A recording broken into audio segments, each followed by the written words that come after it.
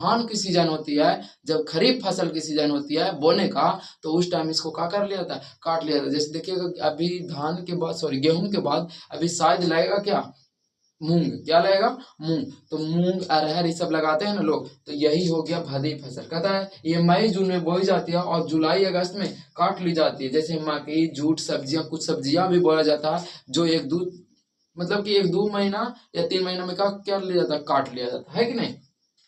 तीसरा है खरीफ फसल। तीसरा क्या है, खरीफ फसल। खरीफ फसल कहता है ये जुलाई अगस्त में बोई जाती है। कब, खरीफ फसल जुलाई अगस्त में बोई जाती है और नवंबर दिसंबर में काट ले, लगभग लगभग कह सकते हैं, क्या कह सकते हैं, नवंबर दिसंबर तक, मतलब जब छठ पूजा की मौसम आती है ना, उस टाइम रबी फसल, सॉरी खरीफ फसल को अच्छी तरह से काट लिया जाता है ना। कहता है ये जुलाई अगस्त में बोई जाती है और नवंबर दिसंबर में काट ली जाती है। मतलब समझिए कि दिसंबर तक फिक्स एकदम खत्म हो जाता है, दिसंबर तक खत्म हो, कहीं कहीं तो नवंबर में क्लियर करके और लोग क्या कर देते हैं, रबी फसल की बुआई कर देते हैं कि नहीं। लेकिन खरीफ फसल अभी तक भी क्या होता है, लोग काट के और अपने खेत में लाकर खेत खलिहान में ला के रख देते हैं और बाकी अपना नया बीज को क्या कर देते हैं, बो देते हैं ना। रबी फसल की बुआई कर देते हैं और खरीफ फसल अभी रखा ही है ना।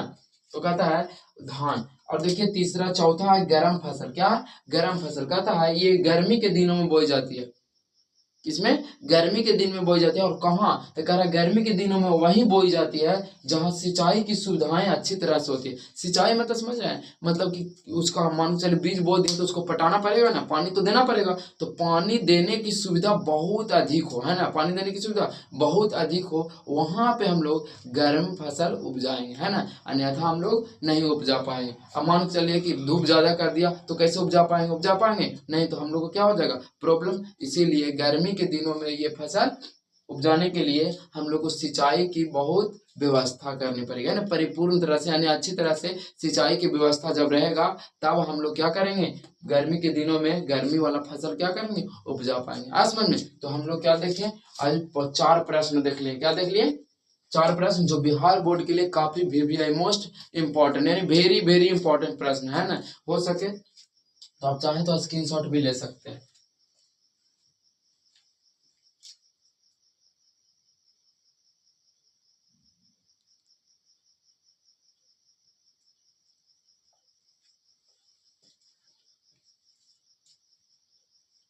हम लोग देख लिया पूरा, ये हो गया ना।